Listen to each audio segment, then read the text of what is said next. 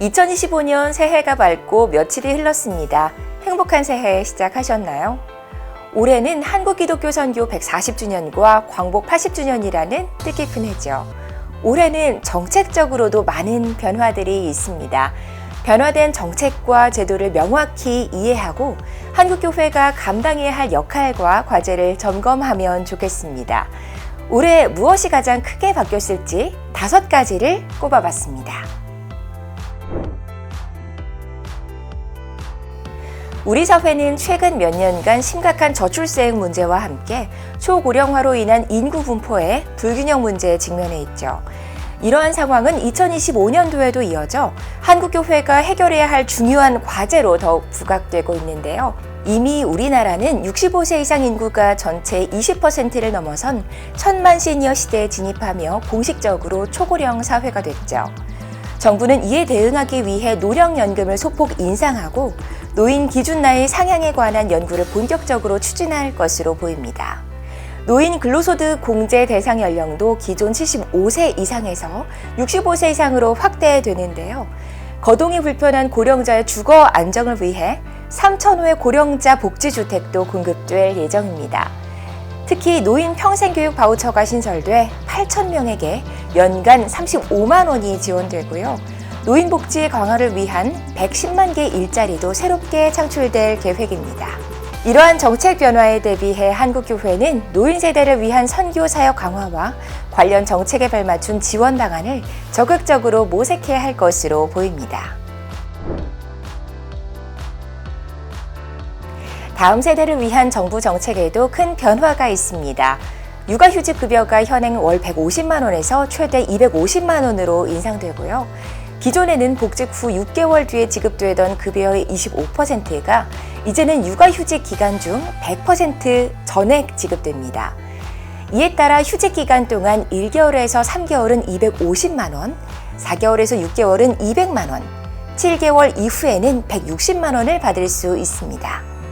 또 육아지원 3법이 시행됨에 따라 부모가 각각 사용할 수 있던 육아휴직 기간이 기존 1년에서 1년 6개월로 연장됐습니다. 배우자의 출산휴가도 기존 10일에서 20일로 늘어났죠. 이와 같은 정책 변화 속에서 교회는 육아휴직을 사용하는 부모들과 자녀들의 편의를 증진하는 등 다음 세대를 위한 사랑을 실천하는 데 앞장섰으면 좋겠습니다. 2025년부터 전국 고등학교에 입학하는 학생들은 고교 학점제에 따라 수업을 받게 됩니다. 일괄적으로 정해진 수업을 받았던 기존과 달리 학생들은 자신의 진로와 적성에 맞춰 과목을 선택할 수 있게 됐습니다. 대신 대학교처럼 이에 따른 학점 기반 졸업 요건을 충족해야 하는데요. 고등학교 3년 동안 이수해야 할 학점은 총 192학점으로 이는 기존 출석 일수 방식에서 크게 변화한 부분이죠. 공교육에서 학생 주도 학습 시스템이 강화됨에 따라 교학교 교육과 훈련 또한 기존 주입식 교육 방식을 넘어 창의적이고 다양화된 접근 방식으로의 전환이 필요합니다.